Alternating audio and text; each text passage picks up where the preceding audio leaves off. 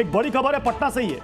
बड़ी खबर यह है कि पटना में एनएसयूआई और एबीवीपी कार्यकर्ताओं के बीच में जबरदस्त झड़प हो गई। बीजेपी के छात्र संवाद में एनएसयूआई के लोग धर्मेंद्र प्रधान को काला झंडा दिखाने के लिए यहां पर पहुंचे। बीजेपी कार्यकर्ताओं ने वहां पर उन्हें दौड़ा दौड़ा करके पीटा। ये देखिए, ये संघर्ष है, मारपीट एनएसयूआई और एबीवीपी कार्यकर्ताओं के बीच। ये पटना की तस्वीर है, राजधानी पटना की तस्वीर, और ये सब कुछ हुआ है बीजेपी के संवाद कार्यक्रम।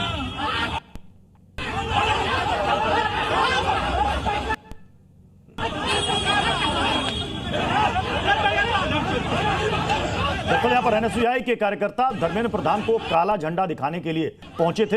इसी को लेकर वहां पर बहस हुई और उसके बाद बहस मारपीट पर बदल गई। ये देखिए, हाथों में डंडे लेकर एक दूसरे पर वार किया गया। अरविंद मोहन सर का मैं रुक कर रहा हूं। अरविंद मोहन सर, मैं जरा दूसरे पहलू पर बात कर रहा हूं, क्योंकि बिहार में अब गठबंधन का दौर है। क्या ये आज की तारीख की मजबूरी है? इस पर भी हम कई डिबेट कर चुके हैं। बीजेपी बिना जेडीयू के नहीं चल सकती, कांग्रेस बिना आरजेडी के आगे नहीं बढ़ सकती। क्या मजबूरी है कि कोई पार्टी, एक पुरानी नेशनल पार्टियां, वो भी अकेले दम पर बिहार में आगे बढ़ने से डरती हैं? क्यों? राजनीतिक प्रोग्राम मेरे ख्याल से कम लिया गया है और उस मामले में नीतीश कुमार ही सबसे आगे हैं। और नीतीश कुमार ने बड़े प्रोग्राम लिए हैं और 20 साल में उसका इम्पैक्ट दिखता है। आज जो आप 50% वाली गिनती बता रहे हैं, 50 भी नहीं है, उससे ऊपर है औरतें। और अगर पार्टियां वहाँ टिकट लड़कियों को, औरतों को नहीं दे रही हैं, तो ये सिर्फ उनकी मानसिकता है। उसका लीडरशिप की अब कोई कमी नहीं है। गांव-गांव में औरतें उठ के खड़ी हुई हैं और काम कर रही हैं। वो एक पक्ष है, लेकिन वो एक दिन प्रियंका घूम जाएंगी, उससे वो लीडरशिप आ जाएगी उनके पास और वो जीत जाएंगे। अभी अभिषेक कह रहे थे कि प्रियंका का स्वागत है। राहुल का स्वागत हमने देखा है कि सासाराम में उनके लिए जो हेलीपैड बना, वो रात में मोटरसाइकिल की रोशनी में बना, क्योंकि आखिरी दिन शाम तक परमिशन नहीं दिया गया था। और जो पहली को पटना में रैली है, उसके लिए भी परमिशन नहीं है। तो ये परमिशन नहीं देना सिर्फ ये नहीं है कि उनकी मंशा नहीं है, कहीं ना कहीं ये प्रोग्राम के सक्सेस का मामला है। और प्रोग्राम सक्सेस हो रहा है तभी इंडिया गठबंधन के ये सारे जो बाहर के लोग हैं वो सब जुट रहे हैं। वो उस सफलता को बढ़ाना भी चाहते हैं, कुछ क्रेडिट अपने पास भी लेना चाहते हैं, या अभी जो मोमेंटम बना है उसको आगे बढ़ाना चाहते हैं। मेरे ख्याल से ये चाहने भर का मामला चुनाव नहीं होता है। और नीतीश जी अगर सबसे ज़्यादा, मैं मानता हूं कि निष्क्रिय हैं और उनके स्वास्थ्य को लेकर तरह तरह की बातें कही जा रही हैं, इसके बावजूद अभी उनका वोटर सबसे ज़्यादा है।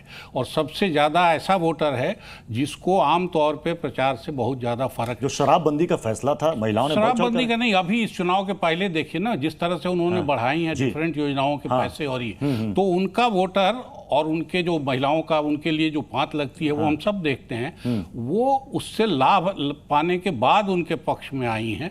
इसलिए नीतीश कुमार महिलाओं को लुभाने में पीछे कौन है? कांग्रेस ने भी वादा किया 2500 रुपए महिलाओं को देने का, सबके बाद, लेकिन उन्होंने तो लागू किया। सबके पिटारे में कुछ ना कुछ महिलाओं के नहीं, लेकिन उन्होंने लागू करके दिया है। और ये जब महिलाओं के हाथ में गया है इस तरह की योजनाओं का, तो उनको इससे कोई फर्क नहीं पड़ा। उनके पास ये खबर पहुंचने में भी दिक्कत है कि नीतीश कुमार पूरी तरह से फिट नहीं है, या अब वो बूढ़े हो गए हैं, थक रहे हैं, इससे फर्क नहीं। तो इसीलिए नीतीश कुमार की पूछ है, चाहे वो बीजेपी करे या हम आप अभी गिनती में बार बार बोल रहे हैं कि वो इधर भी चले जाएं। अब यही है कि नीतीश कुमार उस ताकत को पॉलिटिकली असर्ट कर पाते हैं या नहीं। कांग्रेस कर पाती है। जो गिरिराज सिंह का एक बयान है, वो काफी वायरल हुआ है, जिसमें वो घुसपैठियों को राक्षस कह रहे हैं। अगर वो बयान हो तो मैं कहूंगा कि एक बार प्लीज उसके प्ले कर लीजिए, प्लीज प्ले कीजिए। पूर्णिया में बहुत राक्षस आ गया है बांग्लादेश से, और आ गया है ना, तो उस राक्षस सबको मारना है ना। नरसिंह बाबा क्या किए थे? राक्षस का पेटे चीर दिए थे। तो हमरा तोरा घर में तो तलवार नहीं है, बंदूक भी नहीं है, कुछ नहीं। तो जब अब कोई बांग्लादेशी घुसपैठी, मैं डंके की चोट पे कह रहा हूं, जहां भी रोहिंग्या और बांग्लादेशी मुसलमान हैं, अगली सरकार हमारी बनेगी, एक एक कर को चुन करके बांग्लादेश भेजाने का काम करेंगे। जी न्यूज़।